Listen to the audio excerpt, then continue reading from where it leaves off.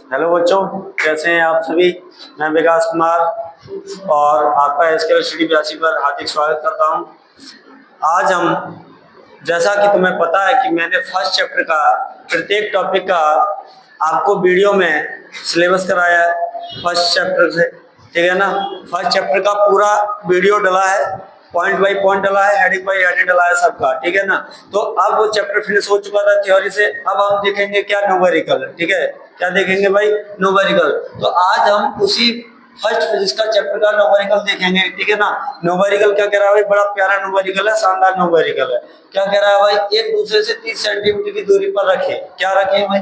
दो छोटे आवेशित गोलों पर क्रमशः 2 × 10⁻⁷ कूलम तथा 3 × 10⁻⁷ कूलम आवेश है ना।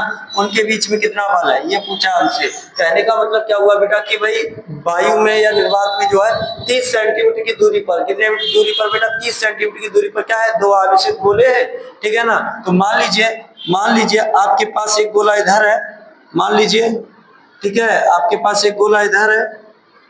मान लीजिए एक गोला ये है छोटा सा, एक गोला ये है छोटा सा। ये दोनों छोटे गोले जो है 30 सेंटीमीटर की दूरी पर रखे। कितने सेंटीमीटर की दूरी पर है भाई? 30 सेंटीमीटर की दूरी पर रखे, है ना। दो छोटे आवेशित गोले हैं। इस पर आवेश कितना है भाई? तो इस पर आवेश है आपके पास 2 × 10⁻⁷ कूलम। इस पर आवेश कितना है भाई? इस पर आवेश है 3 × 10⁻⁷ कूलम, है ना। दोनों गोले एक दूसरे से 30 सेंटीमीटर की दूरी पर रखे हैं, है ना भाई। पूछा है कि इनके बीच कितना बल है, इनके बीच कितना बल है। आपसे क्या पूछ रहा है भाई? बल पूछ रहा है, फोर्स पूछ रहा है, कितना होगा, है ना। तो मान लीजिए कि इसको मान लेते हैं Q1 और इसको मान लेते हैं हम लोग क्या? Q2। इसको मान लेते हैं भाई क्या? Q2, है ना। ये Q1 हो गया और वो क्या हो गया अपने पास भाई? Q2 हो गया, ठीक है। ये Q1 है, वो Q2 है, ठीक है ना। तो अब देखें डाटा क्या दिया है।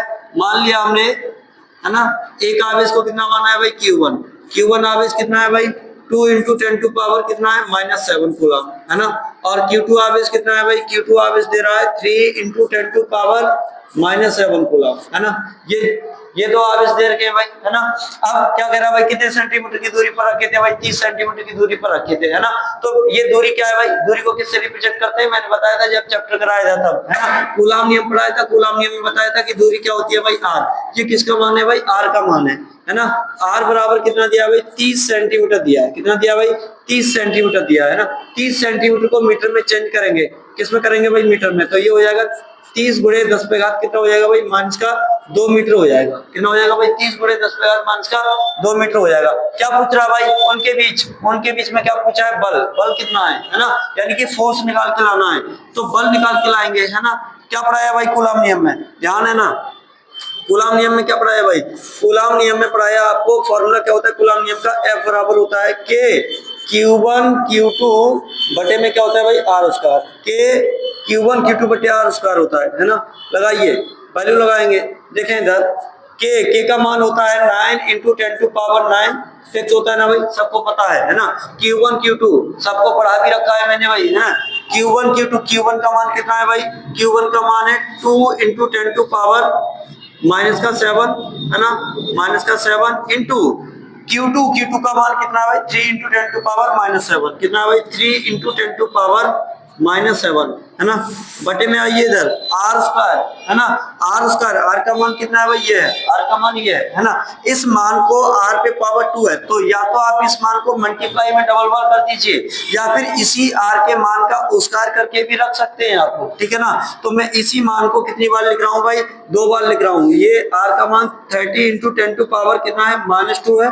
फिर से इसमें पावर 2 था तो मैं इसी संख्या को मल्टीप्लाई में 2 बार रख रहा हूँ। 30 × 10⁻⁻ कितना हो जाएगा भाई? -2 हो जाएगा, है ना। है ना। इतनी बात समझ में आई? आप बोलोगे गुरुजी बिल्कुल बात समझ में आई, है ना। अब देखिए इसको क्रॉस करते हैं भाई, ऊपर नीचे क्या करते हैं भाई? क्रॉस करते हैं। देखो ऊपर नीचे क्रॉस करेंगे, क्या क्या क्रॉस हो रहा है? क्रॉस करिए, देखिएगा। 3 से ये 30 क्रॉस हो रहा है 10 बार, 3 से ये 3 बार क्रॉस हो रहा है, 3 से ये 10 बार क्रॉस हो रहा है ना।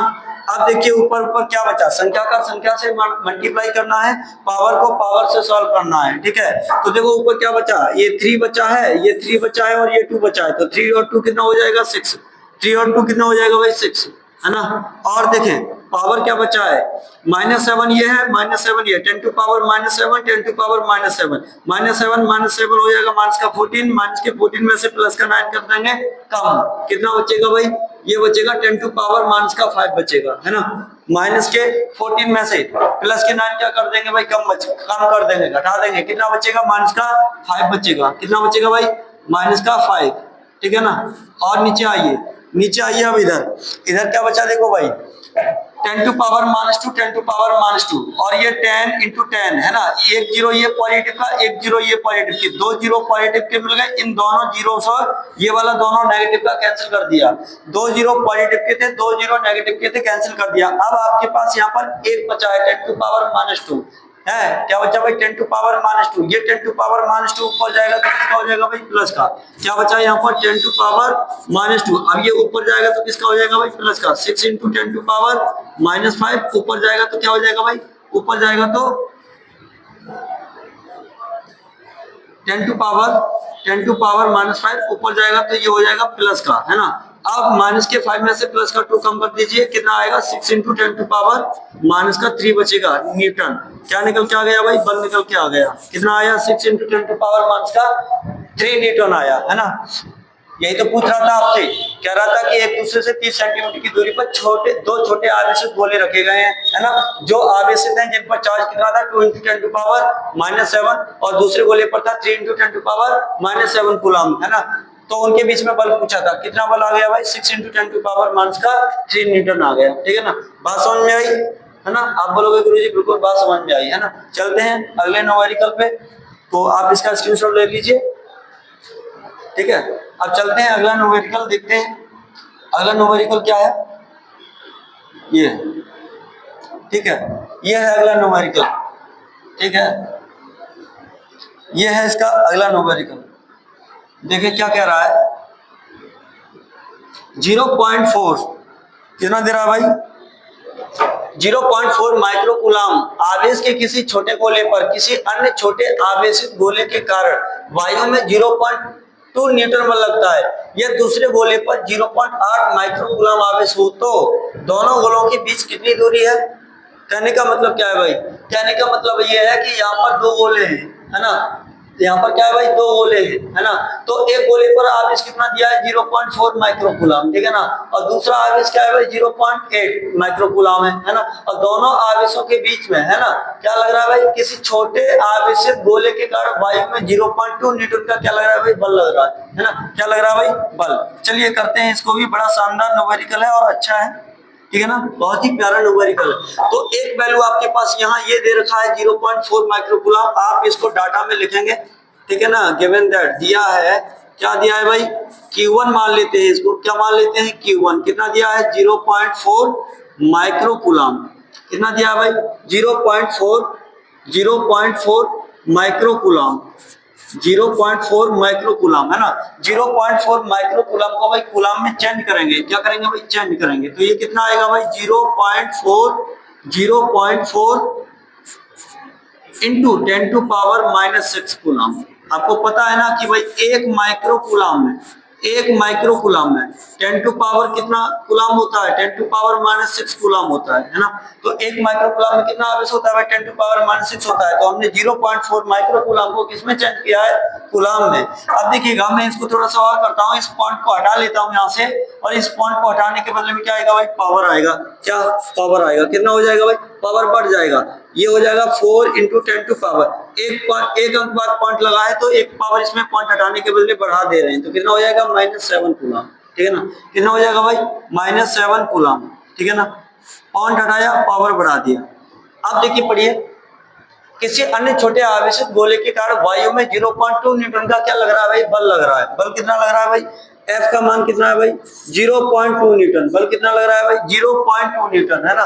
यह दूसरे गोले पर 0.8 माइक्रोकूलम आवेश हो, दूसरा गोले पर कितना आवेश होगा उसे मान ले रहे हैं भाई Q2, कितना मान ले रहे हैं Q2, कितना आवेश है 0.8 माइक्रोकूलम आवेश है, दूसरे गोले पर है, ठीक है ना। जब ये दूसरे गोले पर है, इसको भी चेंज करेंगे हम लोग कूलाम में चेंज करके लाएंगे, क्योंकि अभी ये माइक्रो कूलाम में है तो इसको हम कूलाम में चेंज करेंगे। तो ये कितना बन जाएगा 0.8 इंटू 10 टू पावर हो जाएगा -6 कूलाम। जैसा कि अभी आपको बताया मैंने कि एक माइक्रो कूलाम बराबर कितना कूलाम होता है भाई 10 टू पावर -6 कूलाम होता है। तो हमने माइक्रो कूलाम को कूलाम में चेंज किया, ठीक है ना। अब इस पॉइंट को हम हटाते हैं और इस पॉइंट को हटाने के बदले में हम क्या बढ़ाएंगे भाई, एक पावर बढ़ाएंगे। क्या बढ़ाएंगे भाई, पावर बढ़ाएंगे। अब ये अपने पास कितना हो जाएगा भाई, पावर बढ़ाने से कितना हो जाएगा बताओ सभी, कमेंट करें पावर बढ़ाने से कितना आएगा। ठीक है, पावर बढ़ाने से कितना आएगा बताइएगा, कितना आएगा भाई।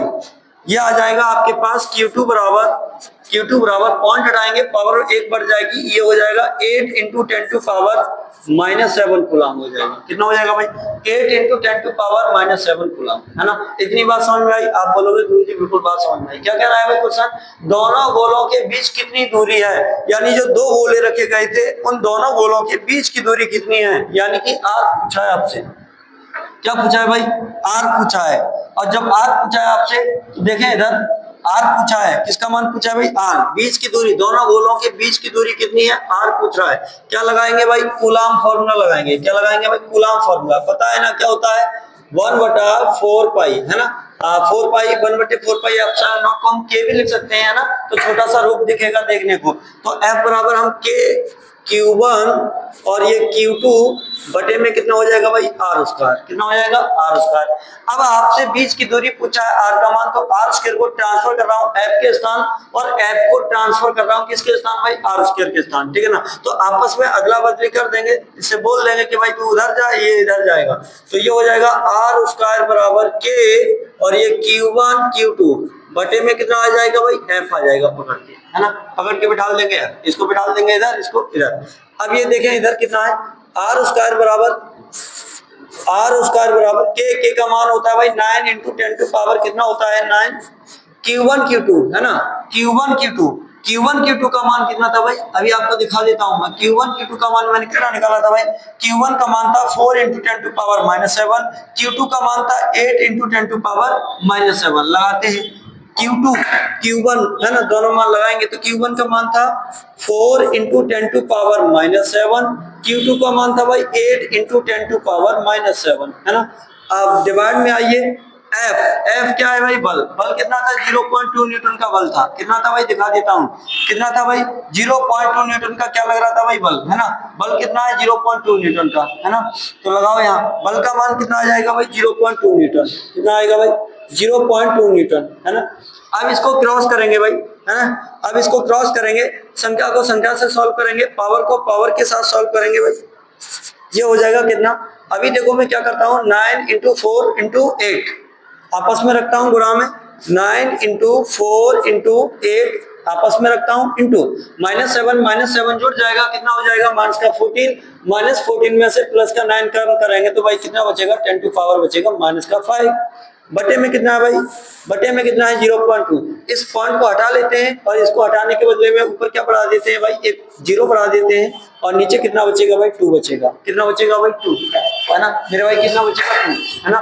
मैंने क्या कर दिया भाई, यहाँ से पॉइंट हटाया, ऊपर इसके बदले में एक 0 बढ़ा लिया और नीचे कितना बचा है मेरे भाई 2 बचा है ना। अब इसे क्रॉस करेंगे, देखो भाई काटो, 2 से ये 8 कट जाएगा कितनी भाई 4 बार, है ना। 2 से 8 कट जाएगा कितनी बार 4 बार। अब देखो 4 जा कितना होता है भाई 16 होता है, 16 9 जा कितना होता है 144 होता है। कितना होता है 144। तो ये आ जाएगा आर स्क्वायर बराबर 144। और इधर देखो मेरे भाई, यहाँ पर क्या बचा है आपके पास 10 टू पावर -5 और यह है पॉजिटिव का 0। इस पर कितने 0 नेगेटिव के हैं, 5 नेगेटिव के हैं, इस पर 1 0 पॉजिटिव का है। तो -5 में से 1 कम कर दूंगा मैं, कितना बचेगा भाई मेरे पास बचेगा 10 टू पावर -4। 1 कम हो जाएगा, कितना बचेगा भाई 10 टू पावर -4, है ना। अब एक चीज बताइए आप, 12 का स्क्वायर कितना होता है भाई, 12 का स्क्वायर होता है 144, है ना। क्या होता है भाई 144। और यहाँ पर जो 10 टू पावर -4 लिखा है, इसको मैं ये भी तो लिख सकता हूँ भाई 10 टू पावर -2 का होल पावर 2। बोलिए लिख सकता हूँ या नहीं? बिल्कुल लिख सकता हूँ, है ना। या आप क्या करेंगे, या आप दूसरा तरीका भी यूज कर सकते हैं कि यहाँ से भाई वर्ग हटाइए, दूसरी तरफ अंडर रूट लगा दीजिए, है ना। क्या लगा दीजिए? अंडर रूट, तब भी आंसर सेम आता है, बराबर आता है, ठीक है। तो यहाँ पर मैं यही प्रक्रिया अपनाने वाला हूँ कि मेरे पास है आर स्क्वायर बराबर 144 होता है 12 का 10 टू पावर -4 को लिख सकता हूँ मैं 10 टू पावर -2 का होल पावर 2, ठीक है ना। ऐसे करूंगा मैं, ठीक है। तो अगर हम देखें इसको गौर से तो ये वही संख्या है, बस इसका शकल चेंज कर दिया हम लोगों ने, ठीक है।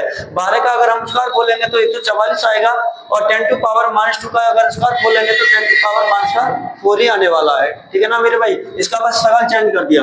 अब ध्यान से देखो तो स्क्वायर से हम स्क्वायर को कैंसिल कर सकते हैं। क्या कर सकते हैं भाई? इस स्क्वायर से हम इस स्क्वायर को कैंसिल कर सकते हैं। आर का मान कितना आ जाएगा भाई? आर का मान आ जाएगा 12 इंटू 10 टू पावर -2 मीटर। कितना आ जाएगा मेरे भाई? -2 मीटर।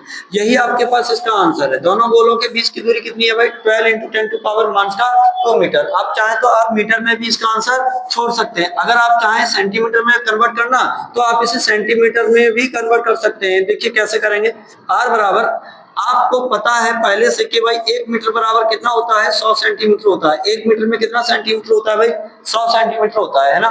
100 को मैं क्या लिख सकता हूँ भाई? 10 टू पावर 2 लिख सकता हूँ, है ना। 100 को क्या लिखूंगा भाई? 10 टू पावर 2। और जब मैं यहाँ 10 टू पावर 2 से मल्टीप्लाई करूंगा तो मेरे पास 10 टू पावर 2 पॉजिटिव रहेगा, और पहले से नेगेटिव है 10 टू पावर -2, तो पॉजिटिव नेगेटिव क्या हो जाएगा मेरे भाई? कैंसिल हो जाएगा। कितना बचेगा यहाँ पर? 12 है। कितना बचेगा मेरे भाई? 12 सेंटीमीटर बचेगा, है ना।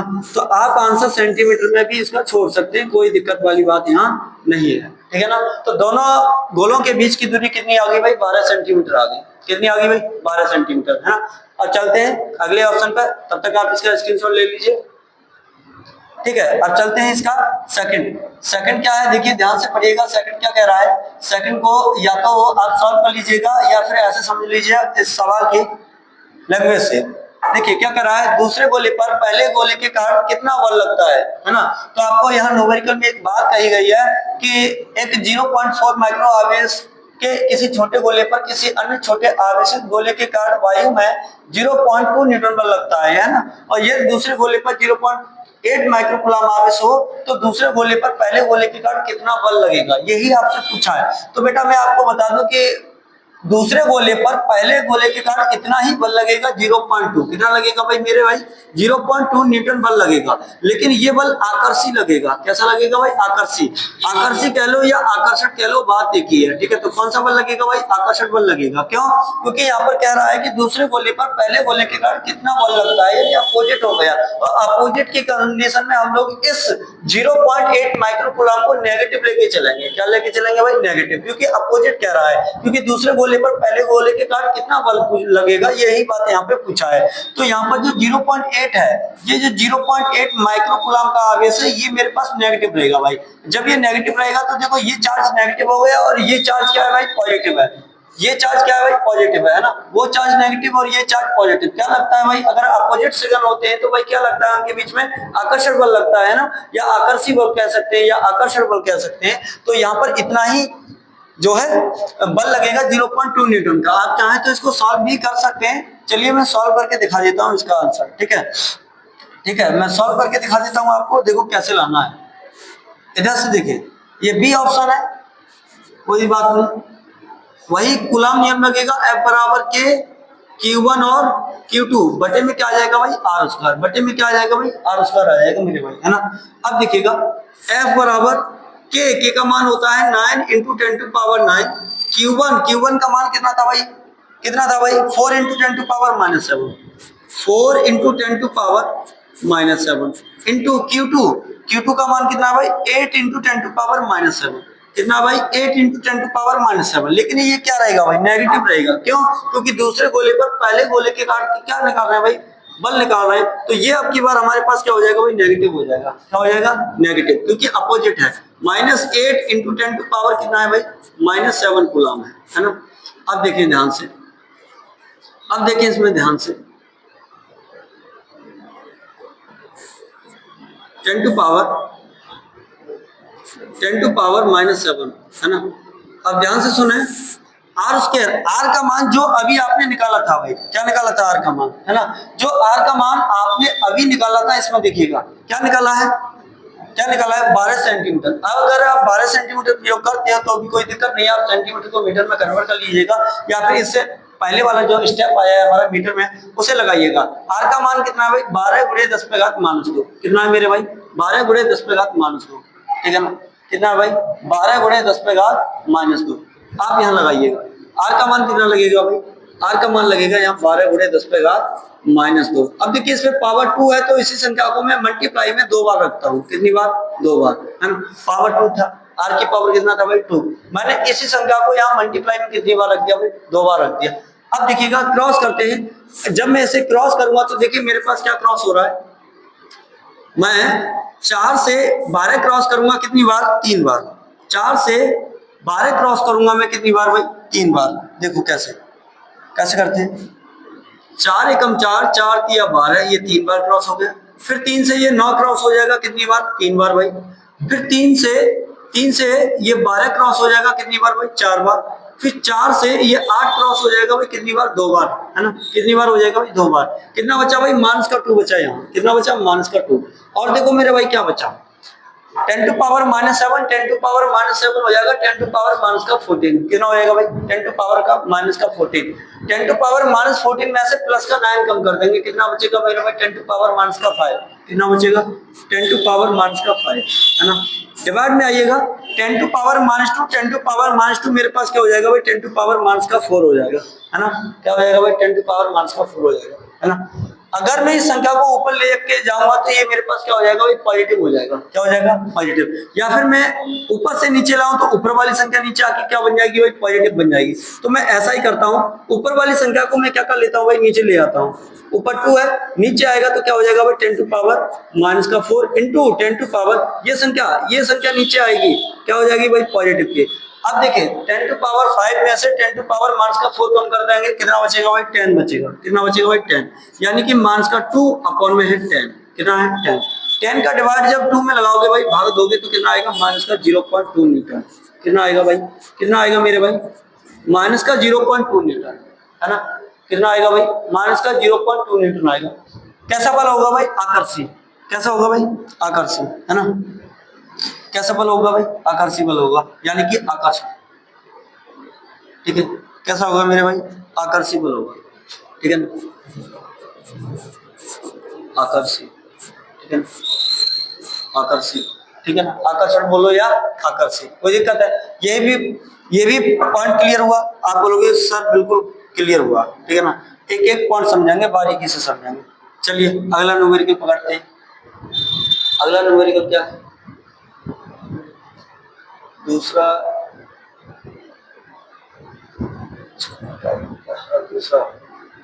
अब चलिए अगला पकड़ते हैं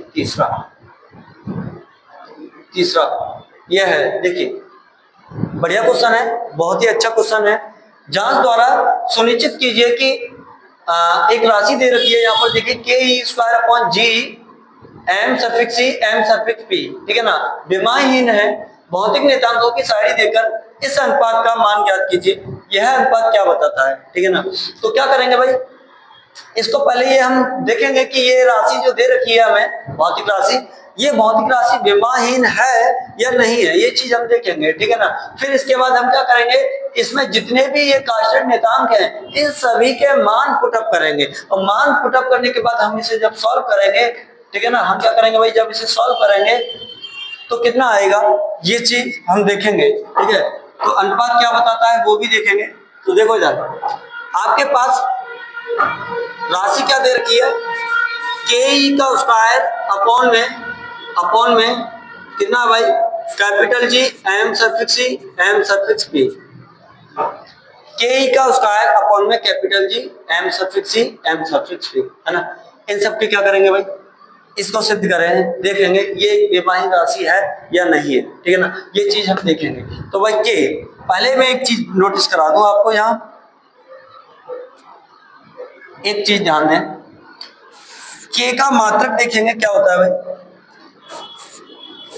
के का मात्रक क्या होता है भाई, क्या होता है के का मात्रक न्यूटन मीटर स्क्वायर प्रति कूलम स्क्वायर, क्या होता है भाई, के का मात्रक क्या होता है भाई, न्यूटन मीटर स्क्वायर पर कूलम स्क्वायर। कंफ्यूज हो रहे होगे। 1/4 पाई एप्सिलॉन नॉट का मान कितना होता है भाई, 9 × 10⁹ मात्रक क्या होता है भाई, न्यूटन मीटर स्क्वायर पर कूलम स्क्वायर। तो भाई 1/4 पाई एप्सिलॉन नॉट की जगह ही तो के लेते हैं ना, है तो के का मात्रक क्या हो जाएगा भाई, न्यूटन मीटर स्क्वायर पर कूलम स्क्वायर हो जाएगा। इसी तरह से देखिए ई क्या है भाई, आवेश है ना, ई क्या है भाई, आवेश। तो ई का मात्रक क्या होगा भाई, ई का मात्रक क्या होगा भाई, ई का मात्रक होता है कूलम। क्या होता है भाई, कूलम। ठीक है, ई का मात्रक क्या होता है भाई, कूलम। ठीक है ना। और देखो कैपिटल जी, जी का मात्रक क्या होता है भाई, जी का मात्रक, ठीक है, क्या है, जी का मात्रक। इसका मात्रक क्या होता है भाई, जी का मात्रक, है ना। तो देखिए जी का मात्रक क्या होता है, अपने पास एक फॉर्मूला होता है, एफ बराबर कैपिटल जी m1 m2 बटे आर स्क्वायर। अगर आपको याद नहीं तो ही इस फॉर्मूले का सहारा लेना, अन्यथा आपको याद है तो आप डायरेक्ट भी पुटअप कर सकते हैं। मैं आपको केवल निकाल के दिखा दे रहा हूँ जी का मात्रक कैसे निकालते हैं। देखिए जी का मात्रक निकालेंगे, इस आर स्क्वायर का मल्टीप्लाई कहाँ जाएगा भाई, एफ में। तो और ये m1 m2 कहाँ आएगा भाई, इसके बट्टे, है ना। तो जी बराबर हो जाएगा कितना, एफ इंटू आर का स्क्वायर डिवाइड में क्या आएगा भाई, m1 और m2, m1 और m2। अब देखो, अब देखिए क्या है, एफ का मात्रक क्या होता है भाई, न्यूटन। आर क्या भाई, दूरी, दूरी का मात्रक होता है मीटर स्क्वायर। बटे में आइए m1 m2, m1 m2, mm क्या है भाई, ये द्रव्यमान है। तो इसका लगाएंगे, इस m1 का किलोग्राम लग जाएगा, ठीक है। फिर m2 का लगाएंगे भाई, इसका भी क्या लगेगा, किलोग्राम लगेगा। अब देखो ये सॉल्व करो थोड़ा सा, तो ये दिखेगा तुम्हें newton metre square kilogram, kilogram कितना हो जाएगा भाई, किलोग्राम स्क्वायर हो जाएगा, है ना। किलोग्राम किलोग्राम कितना हो जाएगा भाई, किलोग्राम स्क्वायर हो जाएगा, है ना। जी का मात्रक कितना आया भाई, न्यूटन मीटर स्क्वायर प्रति किलोग्राम स्क्वायर, है ना। ये आया जी का मात्रक। किसका मात्रक आया भाई, जी का मात्रक, ठीक है। और किसका मात्रक है, देखिए इधर, और किसका मात्रक लगाना है। देखिए इलेक्ट्रॉन का द्रव्यमान, ठीक है, किसका भाई, एम सब्सिट्री और एम सफिक्स पी, यानी प्रोटॉन का द्रव्यमान और इलेक्ट्रॉन का द्रव्यमान। द्रव्यमान का मात्रक क्या होता है भाई, किलोग्राम। क्या होता है भाई, किलोग्राम, ठीक है ना। दोनों का मात्रक क्या होता है, किलोग्राम किलोग्राम होता है, ठीक है। यहाँ अब इसको देखेंगे कि ये विमाहीन है या नहीं है।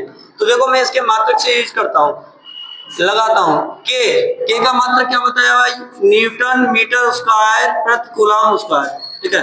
बट्टे में लगा देता हूँ, न्यूटन मीटर स्क्वायर प्रति कूलम स्क्वायर। और देखिए ये ई स्क्वायर, ई का मात्रक क्या होता है भाई, कूलम होता है। इस पे स्क्वायर है तो इसका क्या बन जाएगा भाई, कूलम स्क्वायर बन जाएगा। डिवाइड में आइए इधर, कैपिटल जी, जी का मात्रक क्या होता है भाई, जी का मात्रक होता है न्यूटन मीटर स्क्वायर प्रति किलोग्राम स्क्वायर। क्या होता है भाई, प्रति किलोग्राम स्क्वायर। इधर देखिए इलेक्ट्रॉन का द्रव्यमान का मात्रक लगाएंगे हम लोग, क्या लगेगा, किलोग्राम। क्या लगेगा भाई, इधर देखो किलोग्राम लगेगा।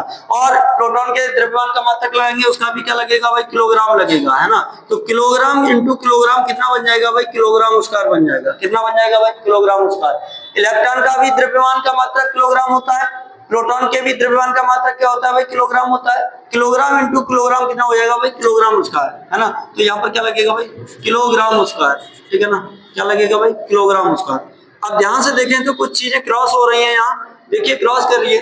कूलम स्क्वायर से कूलम स्क्वायर क्रॉस हो रहा है, किलोग्राम स्क्वायर से किलोग्राम स्क्वायर क्रॉस हो रहा है। और देखें और क्या बच रहा है इधर ऊपर, देखिए क्या बच रहा है, newton metre square, newton metre square. नीचे भी क्या बच रहा है अपने पास, न्यूटन मीटर स्क्वायर बच रहा है ना, न्यूटन मीटर स्क्वायर बच रहा है। तो ये भी क्या हो जाएगा भाई, क्रॉस हो जाएगा सब। ये भी क्या हो जाएगा भाई, क्रॉस हो जाएगा सब, है। तो इसका तो कोई मात्रक ही नहीं आया निकल के, है ना। इसका कोई मात्रक नहीं आया निकल के e square capital G M suffix c m suffix c, इसका कोई मात्रक नहीं आया निकल के, है ना। इसका कोई मात्रक नहीं है ना। जब इसका कोई मात्रक नहीं है तो भाई इसकी कोई विमा भी नहीं होगी, है ना। है पढ़ाई थे ना, विमाएं कई बार बताया है, विमाएं, है ना। विमाएं किससे निकलती है भाई, या तो आपके पास कोई सूत्र पता हो या फिर मात्रक पता हो, है ना। तो इसका तो भाई कोई मात्रक ही नहीं निकल के आया। जब इसका कोई मात्रक निकल के नहीं आया तो इसकी भी कोई विमा भी नहीं होगी, है ना। तो जब इसकी कोई विमा नहीं होगी तो ये क्या है, राशि, ये राशि एक विमाहीन है। क्या है, ये राशि क्या है भाई, एक विमाहीन है। K e square upon capital G M suffix c m suffix p, क्या है भाई, एक विमाहीन राशि है, एक विमाहीन है। क्या है भाई, एक विमाहीन राशि है, ठीक है ना, ये है, ठीक है ना। अब क्या कह रहा है भाई, अब कह रहा है कि भौतिक नेतांकों की सारणी देखकर इस अनुपात का मान ज्ञात कीजिए, ठीक है ना। क्या ज्ञात करना है भाई, भौतिक नेतांकों की सारणी। कहने का मतलब यह है कि आपको जो ये भौतिक राशि दे रखी है, इस भौतिक राशि के मान पुटअप करके यानी मान रख करके आपको इसका मान ज्ञात करना है। क्या करना है भाई, इस राशि का मान ज्ञात करना है, ठीक है। तो चलते हैं इसका मान ज्ञात करते हैं, स्क्रीनशॉट ले लीजिए आप। देखिए भौतिक राशि क्या दे रहा है, भौतिक राशि आपके पास दे रहा है के ई स्क्वायर अपॉन में दे रहा है capital G M suffix E M suffix P, ठीक है ना। अब देखो इनके मान की अगर हम बात करें तो भाई के का मान क्या होता है भाई, इधर देखिए के का मान क्या होता है भाई, के का मान होता है 9 इंटू 10⁻⁹, ठीक है ना। और ई का अगर मान की बात करें तो भाई ई का मान होता है 1.6 इंटू 10⁻⁻19। और यहाँ कैपिटल जी के अगर मान की बात करें तो इसका मान होता है 6.67 इंटू 10⁻11, ठीक है ना। और इलेक्ट्रॉन का द्रव्यमान, इलेक्ट्रॉन के द्रव्यमान की बात करें तो इलेक्ट्रॉन का द्रव्यमान होता है भाई 9.1 इंटू 10⁻31, है ना। प्रोटॉन का द्रव्यमान, अगर प्रोटॉन के द्रव्यमान की बात करें तो प्रोटॉन का द्रव्यमान होता है भाई कितना, 1.67 इंटू 10⁻27, है ना, ये होता है।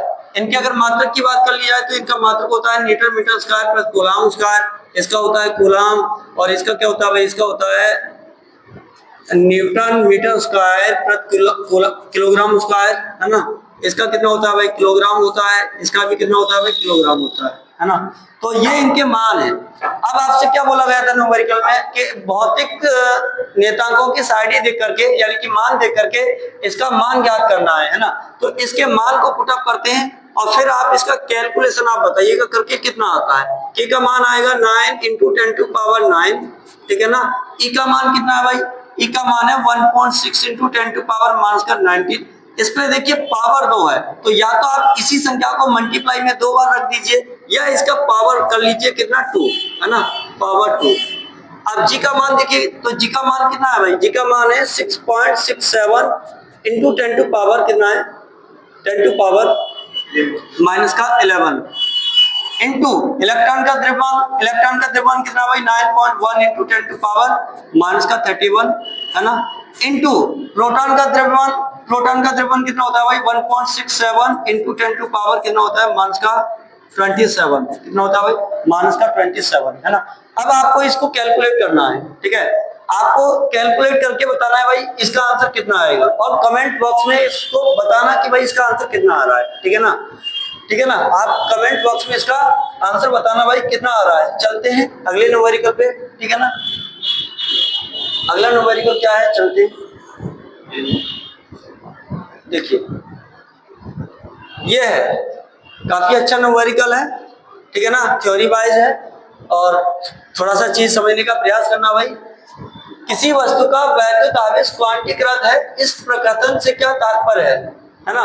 किसी वस्तु का भाई वैद्युत आवेश जो है वो क्वांटीकृत है ना, और इस प्रकथन से क्या तात्पर्य है, पहला ऑप्शन ये है। दूसरा क्या है, स्थूल अथवा बड़े पैमाने पर विद्युत आवेशों से व्यवहार करते समय हम विद्युत आवेश के क्वांटीकरण की उपेक्षा कैसे कर सकते हैं, ठीक है ना। यहाँ पर क्या होगा भाई, क्वांटीकरण होगा, है ना, सबको पता होगा क्या होगा भाई, क्वांटीकरण, है ना। तो देखिए पहला ऑप्शन क्या कह रहा है, किसी वस्तु का जो वैद्युत आवेश क्वांटीकृत है ना, उससे क्या तात्पर्य है। तो देखो उससे क्या तात्पर्य है, तो तात्पर्य क्या है, देखिए इधर ध्यान से, किसी वस्तु का आवेश का क्वांटीकृत से तात्पर्य क्या है, ये तात्पर्य है कि हम किसी वस्तु को जितना चाहे उतना आवेश नहीं दे सकते, है ना। हम किसी भी वस्तु को भाई उसकी लिमिट से ज्यादा आवेश तो दे नहीं सकते हैं, है ना। तो यही कह रहा है कि भाई किसी वस्तु के आवेश के क्वांटीकृत से क्या तात्पर्य है, मतलब क्या अर्थ है उसका, है ना। तो यही अर्थ है कि हम किसी भी वस्तु को अगर हम जितना चाहे उतना आवेश जो है दे नहीं सकते, यानी लिमिट से ज्यादा उसको दे नहीं सकते, है ना। जैसे कि अगर बात करें तो भाई खाना खाते हैं तो हम भी अपनी खाना जो है अपनी क्षमता के अकॉर्डिंग खाते हैं, कोई लिमिट से ज्यादा तो खा नहीं पाएंगे, है ना। तो वैसे ही हम लोग यही चीज यहाँ समझाने का प्रयास कर रहे हैं हम लोग कि किसी वस्तु को जितना चाहे उतना आवेश नहीं दे सकते हैं अपितु, यानी कि लेकिन वस्तु को आवेश की न्यूनतम इकाई ई का पूर्ण गुणजों में ही दिया जाता है, यानी आवेश को जो है, आवेश क्या होता है भाई, ई का पूर्ण गुणज होता है, यानी पूर्ण गुणज। क्वांटिकरण, आवेश का क्वांटिकरण क्या कहता है भाई? आवेश का क्वांटिकरण ये कहता है कि जो वैद्युत चार्ज होता है यानी इलेक्ट्रिक जो चार्ज होता है, वैद्युत आवेश जो होता है, ये क्या है भाई? ई का पूर्ण गुणज होता है। क्या होता है भाई? ई का पूर्ण गुणज होता है। ये होता है ना भाई, ई का क्या होता है? पूर्ण गुणज, है ना। जहां n पॉजिटिव या नेगेटिव कोई भी इंटीजर यानी कि पूर्णांक हो सकता है आपके पास, है ना।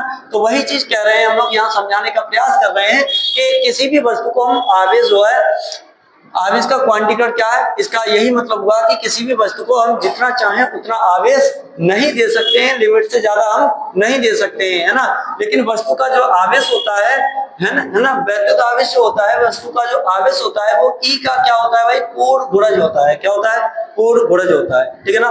तो ये ऑप्शन समझ में आया? आप बोलोगे गुरुजी बिल्कुल समझ में आया। देखिए दूसरा पढ़ते हैं, क्या कह रहा था इसी में। दूसरा ऑप्शन क्या कह रहा था भाई इसी में? देखिए, स्थूल अथवा बड़े पैमाने पर विद्युत आवेशों से व्यवहार करते समय हम विद्युत आवेश के क्वांटीकरण की उपेक्षा कैसे कर सकते हैं? तो देखिए, क्वांटीकरण की उपेक्षा कैसे कर सकते हैं, ध्यान से सुनना भाई, ध्यान से सुनना सब।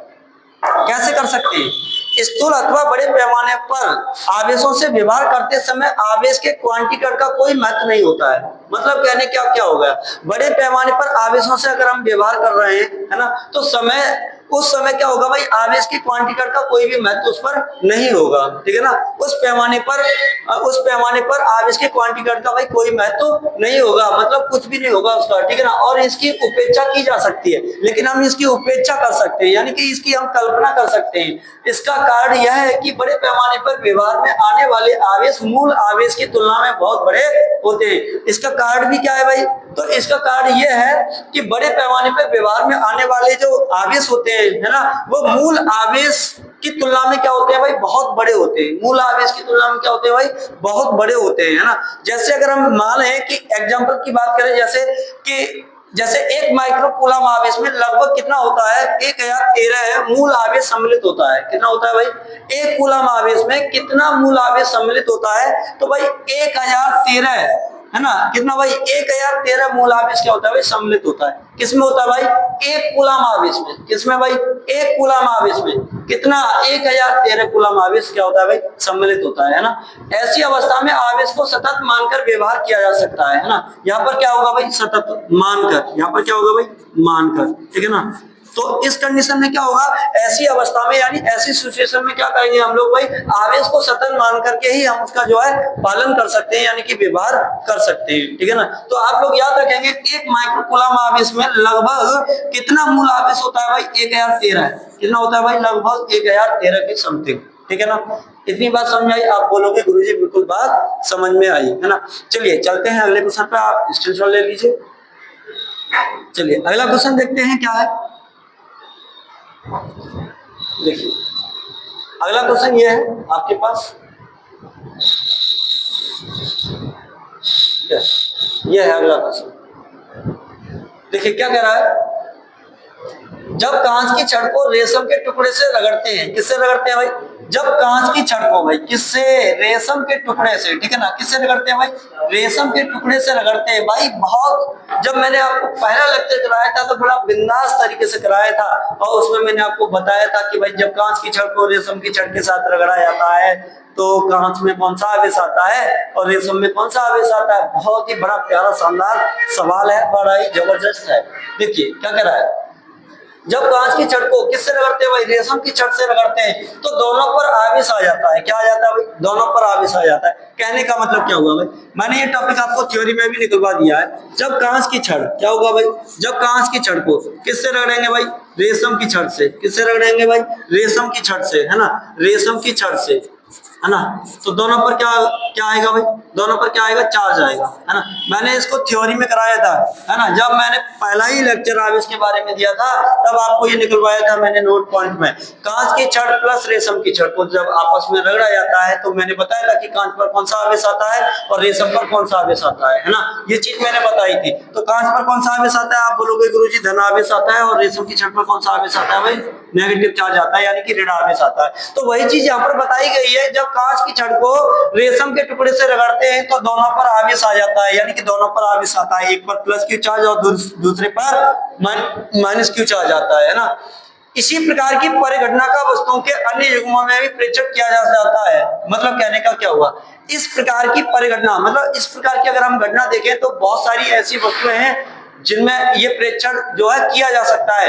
स्पष्ट कीजिए कि यह प्रेक्षण आवेश संरक्षण नियम से किस प्रकार सामंजस्य रखता है। मतलब कहने का क्या हुआ, हमें ये स्पष्ट करना है कि जो ये प्रेक्षण है ये आवेश संरक्षण नियम का किस प्रकार से ये पालन करता है। कहने का मतलब ये है, क्या है भाई, कहने का मतलब ये है कि ये प्रेक्षण जो है, ये जो प्रयोग है, ये जो निष्कर्ष निकल के आ रहे हैं, ये आवेश संरक्षण नियम से किस प्रकार जो है संबंध रखता है ना। तो देखें क्या है इसका आंसर,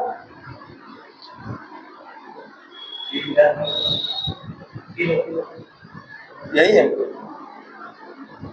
देखें ये है, क्या कह रहा है, वही कह रहा है, घर्षण द्वारा आवेशन की घटनाएं आवेश संरक्षण नियम के साथ पूर्ण सामंजस्य रखती हैं। मतलब कहने का क्या हुआ भाई कि घर्षण द्वारा, किसके द्वारा भाई, घर्षण, यानी कि हम क्या करेंगे भाई, रब करेंगे, है ना। तो घर्षण द्वारा आवेशन की घटनाएं, किसकी घटनाएं भाई, आवेशन की घटनाएं आवेश संरक्षण नियम के साथ क्या करेंगे भाई, आवेश संरक्षण नियम के साथ क्या है भाई, संबंध रखती है ना।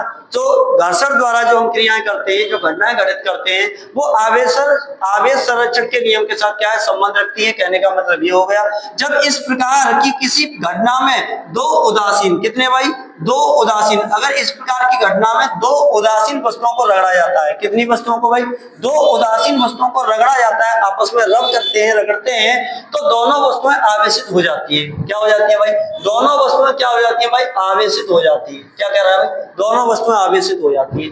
मतलब अगर हम घर्षण द्वारा किसी वस्तु को रब करेंगे, ऐसे घर्षण करेंगे, तो दोनों वस्तुओं पर क्या आएगा भाई, आवेश उत्पन्न हो जाएगा, है ना। दोनों वस्तुओं पर क्या आएगा भाई, आवेश उत्पन्न हो जाएगा, है ना।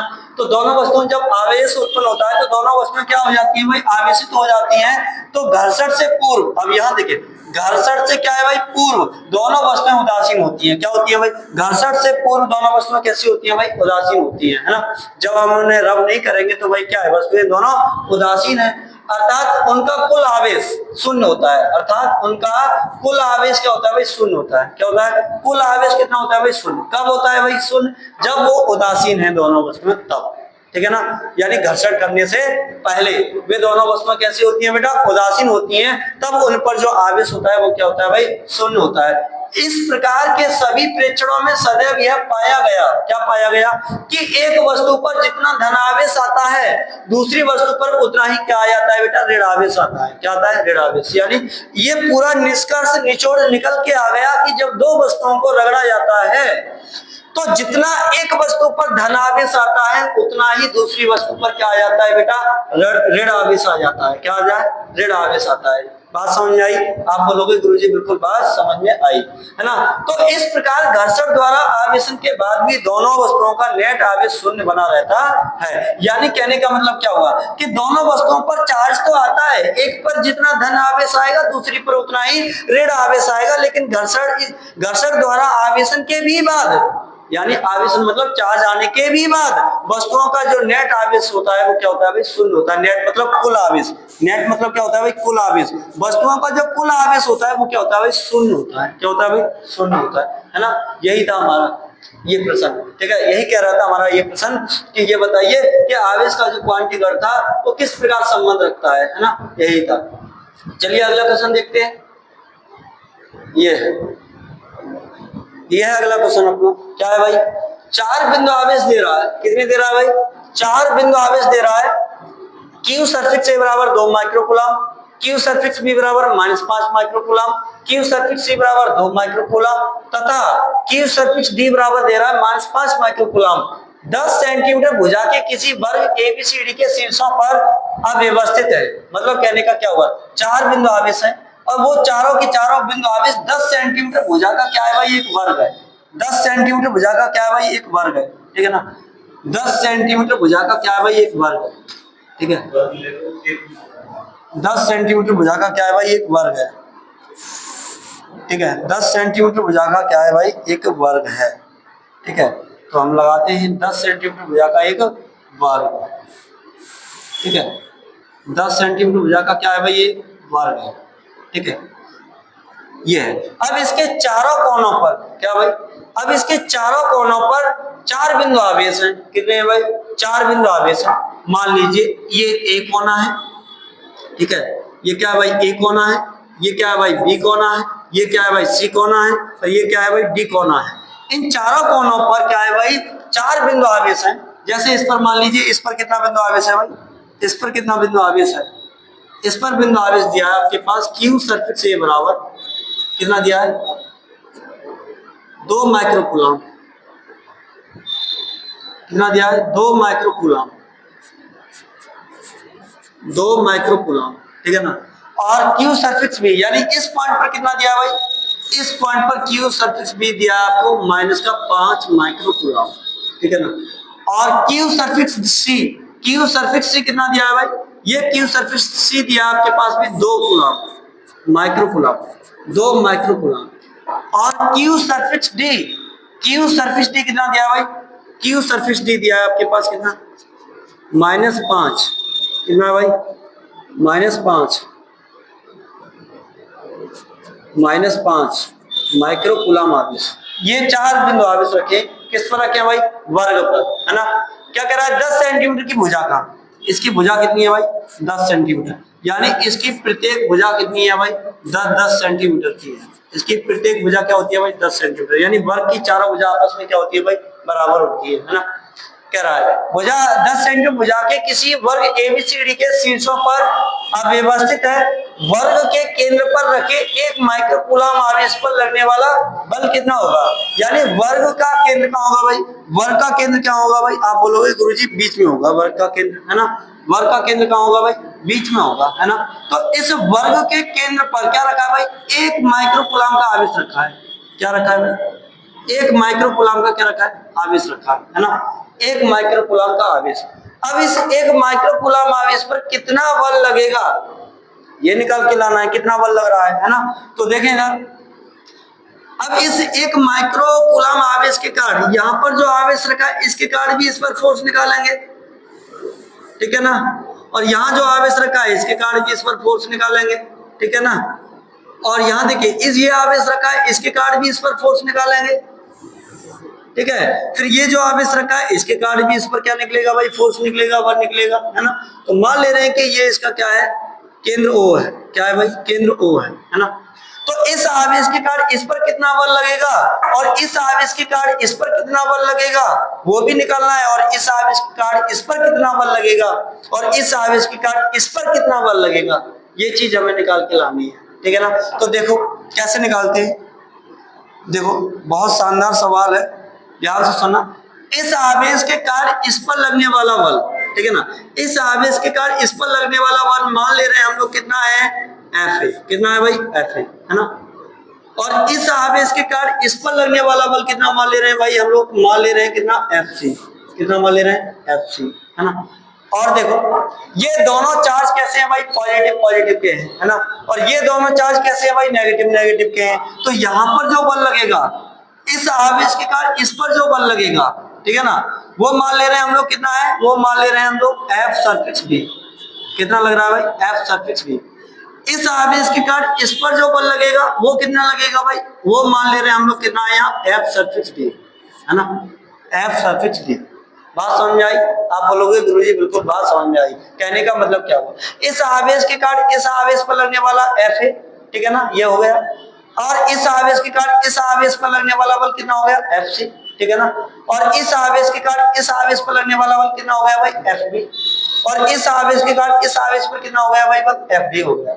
अब गौर से देखो, तो गौर से देखो कि ये F सर्फिक्स है, यानी Fa जो बल है और जो Fc बल है वो एक ही रेखा पर है और दिशा में कैसे है भाई विपरीत है, दिशा में कैसे विपरीत, है ना, दिशा में कैसे है भाई विपरीत।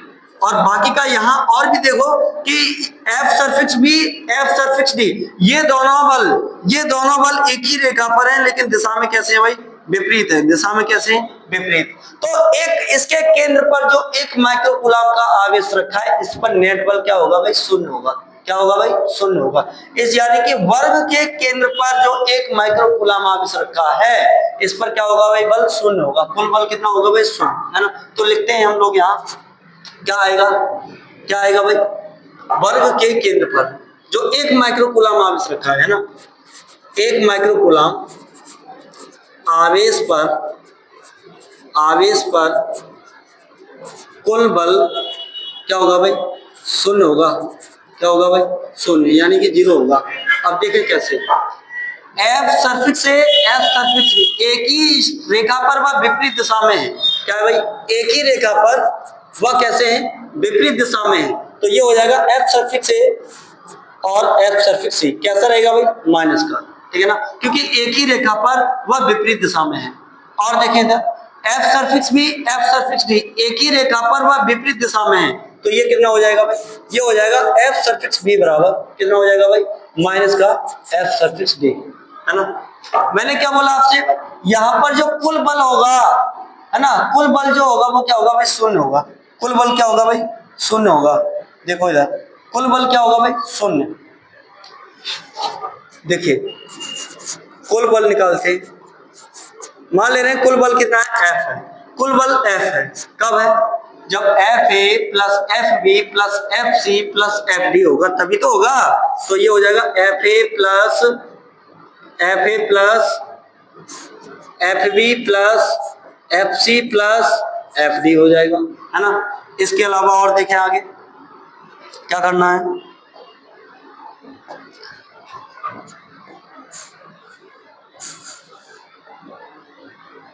देखो इधर एफ बराबर एफ ए किसके बराबर है भाई, एफ ए बराबर है माइनस एफ सी के। तो एफ ए जगह की पुटअप करेंगे क्या, माइनस का एफ सी, क्या करेंगे F C plus F B की जगह क्या है भाई, माइनस का एफ डी। तो जहां में प्लस है वहां क्या हो जाएगा भाई, माइनस, वहां क्या हो जाएगा, प्लस, माइनस हो जाएगा। ये प्लस है, ये माइनस है, ये माइनस प्लस क्या हो जाएगा भाई, माइनस। एफ बी की जगह पुटअप करेंगे एफ डी, ठीक है ना। प्लस का क्या है भाई, एफ सी है, और प्लस का क्या है भाई, एफ डी है ना। अब ध्यान से देखो तो यहाँ एफ सी एक प्लस का है और एक एफ सी क्या है, माइनस का, ये और ये कैंसिल। एक एफ डी यहाँ प्लस का है और दूसरा एफ डी क्या है, यहाँ माइनस का है। कितना आ गया भाई घट के, कितना आ गया, एफ आ गया 0। कितना आ गया भाई, एफ आ गया 0। नेट बल कितना हो गया भाई, 0, ठीक है ना। कितना हो गया भाई, 0। अब वही बोला था मैंने कि यहाँ पर एफ ए व एफ सी जो है एक ही रेखा पर विपरीत दिशा में होने के कारण यहाँ पर क्या नेट बल क्या होगा, शून्य। इधर भी देखें तो एफ डी और एफ सफिक्स भी ये भी एक ही रेखा पर व विपरीत दिशा में होने के कारण यहाँ पर भी क्या होगा, कुल बल 0 होगा। यानी कहने का मतलब क्या था कि जो वर्ग के केंद्र पर जो 1 माइक्रोकूलम का आवेश रखा है इस पर क्या होगा, कुल बल क्या होगा भाई, 0 होगा, है ना। तो वही चीज निकल के आ गई, ठीक है ना। यहाँ पर क्या हो गया, कुल बल क्या हो गया भाई, 0 हो गया। कोई दिक्कत है नहीं है। चलिए अगले क्वेश्चन पे चलते हैं। अगला क्वेश्चन क्या है, ये देखिए क्या कह रहा है अगला क्वेश्चन, स्थिर विद्युत क्षेत्र रेखा एक सतत वक्र होती है, अर्थात कोई क्षेत्र रेखा एकाएक नहीं टूट सकती, क्यों, है ना। क्या कह रहा है भाई, स्थिर वैद्युत क्षेत्र रेखाएं यानी वैद्युत बल रेखाएं, मैंने एक टॉपिक कराया था जब चक्र की थ्योरी करा रहा था तब, है ना, वहीं से है ये क्वेश्चन। स्थिर विद्युत क्षेत्र रेखा एक सतत वक्र होती है, तो बिल्कुल होती है भाई, एक सतत वक्र तो होती है। कोई क्षेत्र रेखा अचानक एकाएक मतलब अचानक नहीं टूट सकती, क्यों, अचानक नहीं टूट सकती, क्यों, क्योंकि देखिए क्यों नहीं टूट सकती, विद्युत क्षेत्र रेखा वह वक्र है, वह वक्र मतलब एक ये सतत वक्र तो होती है जिसके प्रत्येक बिंदु पर क्या है, खींची गई स्पर्श रेखा उस बिंदु पर विद्युत क्षेत्र की दिशा को प्रदर्शित करेगी। यानी कि आपके पास प्लस क्यू चार्ज होता है और एक क्या होता है भाई, माइनस क्यू चार्ज होता है ना। तो प्लस क्यू आवेश से बल रेखा क्या है भाई, बाहर की ओर निकलती है ऐसे, है ना, ऐसे निकलती है ना, ऐसे करती है ना। तो ये जो वैद्युत बल रेखाएं होती हैं, है ना, ये जो रेखाएं होती हैं, इन रेखा के किसी भी बिंदु पर अगर हम लोग क्या करते हैं भाई, स्पर्श रेखा खींच दे तो वहां पर क्या होता है, एक बल कार्य करने लगता है। क्या करने लगता है भाई, एक बल कार्य करने लगता है जो कि धनावेश पर लगने वाले बल की क्या बताता है भाई, दिशा बताता है ना। तो वही कहा गया है यहाँ पर कि विद्युत क्षेत्र रेखा वह वक्र है जिसके प्रत्येक बिंदु पर खींची गई स्पर्श रेखा उस बिंदु पर विद्युत क्षेत्र की दिशा को क्या करेगा, प्रदर्शित करेगा, विद्युत क्षेत्र की दिशा को क्या करेगा, प्रदर्शित करेगा। मतलब जिस तरफ ये धनावेश चलने का प्रयास करेगा उसी तरफ क्या होगा, बल लगेगा, और जब उसी तरफ बल लगेगा तो उसी दिशा में विद्युत क्षेत्र की क्या होगी, दिशा भी होगी, विद्युत क्षेत्र की क्या होगी, दिशा होगी। है ना, प्रदर्शित करती है। ये क्षेत्र रेखाएं सतत वक्र होती है। भाई वही बात आ गई ना जो मैंने कहा कि यहाँ बिल्कुल होती है सतत वक्र, है ना। तो ये जो रेखाएं होती है ये कैसी होती हैं, सतत वक्र के आकार की होती हैं, अर्थात किसी बिंदु पर यकायक नहीं टूट सकती। मतलब कहने का ये अचानक से, ये रेखाएं जो होती हैं ये अचानक से टूट नहीं सकती, ये अचानक से क्या है भाई, टूट नहीं सकती। अन्यथा उस बिंदु पर विद्युत क्षेत्र की कोई दिशा ही नहीं होगी, है ना। अगर ये अचानक से टूट गई तो भाई उस बिंदु पर क्या होगा, विद्युत क्षेत्र की कोई भी दिशा नहीं होगी उस बिंदु पर।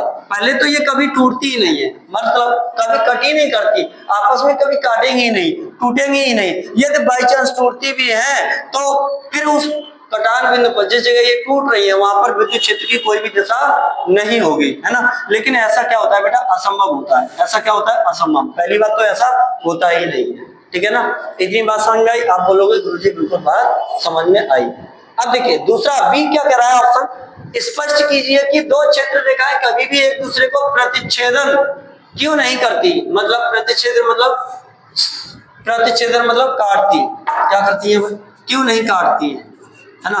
स्पष्ट कीजिए कि दो क्षेत्र रेखाएं कभी भी एक दूसरे को क्यों नहीं काट सकती, है ना। इसका क्या रीजन है भाई कि ये स्पर्श रेखाएं जो है, ये जो वैद्युत रेखाएं जो है एक दूसरे को काट नहीं सकती। क्यों नहीं काट सकती भाई, इसका क्या कारण है, तो देखिए इधर यहां से, ये भी मैंने करा रखा था आपको वैद्युत रेखाओं के जब गुण पढ़ाए थे तब, है ना। दो विद्युत क्षेत्र रेखाएं एक दूसरे को प्रतिच्छेदित नहीं कर सकती, प्रतिच्छेदित मतलब काट नहीं सकती, है ना। दो विद्युत क्षेत्र रेखाएं एक दूसरे को क्या नहीं कर सकती भाई, काट नहीं सकती, है ना। क्यों नहीं काट सकती, ये रीजन मैंने आपको बताया था जब चैप्टर कराया था तब, है ना। तो दो विद्युत क्षेत्र रेखाएं एक दूसरे को काट नहीं सकती यानी कि प्रतिच्छेदित नहीं कर सकती। क्यों, क्योंकि इस स्थिति में कटान बिंदु पर दो स्पर्श रेखाएं खींची जा सकती हैं। कितनी स्पर्श रेखाएं भाई, दो स्पर्श रेखाएं खींची जा सकती हैं जो उस बिंदु पर विद्युत क्षेत्र की दो दिशाएं प्रदर्शित करेगी, है ना। कितना आवेश होता है भाई, एक प्लस क्यू चार्ज होता है और एक क्या होता है भाई, माइनस क्यू चार्ज, है ना। प्लस क्यू चार्ज से क्या होती है, वैद्युत रेखाएं बाहर की ओर निकलती है ना, ऐसे ही तो निकलती हैं, ऐसे ही तो निकलती हैं। तो ये जो वैद्युत रेखाएं होती हैं ये कभी भी एक दूसरे को, मैंने पढ़ाया था तब बताया था कि ये वैद्युत रेखाएं कभी भी एक दूसरे को काट नहीं सकती। यदि काटती भी है, मान लीजिए बाई चांस की यहाँ कट कर गई, तो जिस जगह ये कट कर रही है उस कटान बिंदु पर दो स्पर्श रेखाएं खींची जा सकती हैं जो कि बल की कितनी दिशाओं को प्रदर्शित करेंगी, दो दिशाओं को क्या करेंगी भाई, प्रदर्शित करेंगी। जब यहाँ बल की दो दिशाएं प्रदर्शित होंगी तो विद्युत क्षेत्र की तीव्रता की कितनी दिशा हो जाएगी भाई, दो ही तो हो जाएंगी, है ना। क्यों, कितनी हो जाएगी भाई, दो ही तो हो जाएगी। तो वही तो कह रहा है इसमें कि दो विद्युत क्षेत्र रेखाएं एक दूसरे को प्रतिच्छेदित नहीं कर सकती। क्यों, क्योंकि इस स्थिति में कटान बिंदु पर दो स्पर्श रेखाएं खींची जा सकती हैं जो कि उस बिंदु पर विद्युत क्षेत्र की कितनी दिशाओं को प्रदर्शित करेगी, दो दिशाओं को प्रदर्शित करेगी। क्योंकि दो स्पर्श रेखाएं खींचेंगे तो दो बल काम करेंगे, एक बल ऊपर वाली रेखा पर और एक बल नीचे वाली रेखा पर। तो फिर यहाँ पर दो विद्युत क्षेत्र की क्या है, दिशाएं हो जाएंगी। लेकिन ये ऐसा क्या होता है भाई, असंभव होता है। पहले तो ये कभी काटती ही नहीं है, ठीक है ना, ये कभी नहीं काटती पहले, ऐसा असंभव होता है, ठीक है ना। तो ये आज की इस सीरीज में हमने क्या देखा भाई, न्यूमेरिकल देखे, ठीक है ना। आज की हमने इस सीरीज में क्या देखा भाई, मोस्ट इंपोर्टेंट न्यूमेरिकल देखे जो बोर्ड एग्जाम की दृष्टि से इंपोर्टेंट है, ठीक है ना, और काफी जो है अच्छे भी हैं। तो हमारी वीडियो को अपने दोस्तों में शेयर कीजिएगा और चैनल को सब्सक्राइब कीजिएगा, ठीक है ना, और बेल आइकन दबाइए ताकि हमारा अगली वीडियो का नोटिफिकेशन आपको मिल सके। थैंक यू, धन्यवाद।